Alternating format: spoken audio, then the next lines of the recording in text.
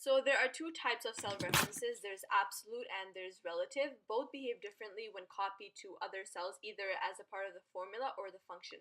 The relative one is the default one, and it's the one that you would mostly use. So in this over here, we have these menu items, and we have the price, and we have the quantity. If we have to find the total, what we need to do is we need to multiply the price with the quantity. So we're going to take these two numbers and multiply them together. So in this one, what we're going to do is we're going to do the equal sign, and we're going to do C28 and multiply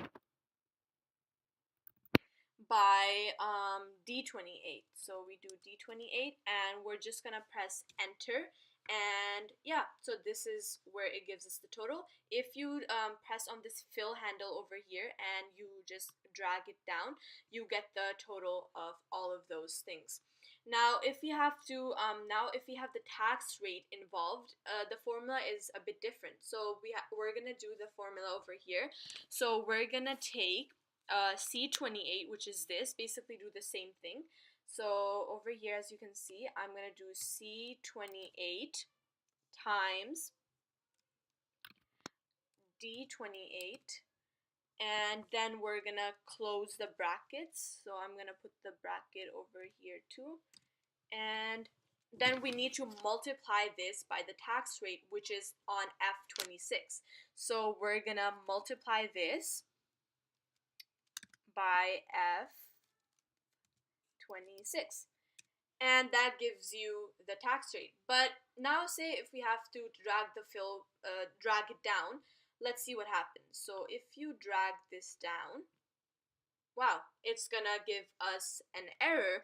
This is because these references are gonna be moving in relation to the cell, which is wrong. So over here, when you saw with the relative and with the relative one, you saw that it was multiplying C29, D29, and over here it was doing C30 and then D30. But over here, every single time it's gonna the tax over here moves along too. So we need to keep it at F26. We don't want the F28. We don't want the F29. We need to keep it at F26. So over here, if you look down, if you put the dollar sign in front of the number and if you put the dollar sign in front of the alphabet, the column and the row do not change. So with the absolute ones, absolute reference places a dollar sign in front of either the column or the row to keep them from changing when you copy formula from another cell. So we're gonna go up now, and over here we're gonna basically write another formula. So this another formula is gonna involve the dollar signs. So what we're gonna do, we're gonna press the equal sign, and you put the brackets, you do C28, which is the cell, and multiply that by D28, and then you're gonna close the brackets, and then you're gonna do multiply, and you're gonna put a dollar sign in front. So you're gonna put the dollar sign, you're gonna do F, which is actually the tax over here, and dollar sign, and 26, because that's where the tax rate is.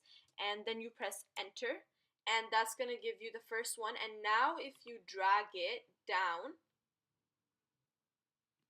it's gonna give you the errors are gonna be gone. And this is because all the formulas reference the same rate. And this is the difference between the relative and absolute referencing.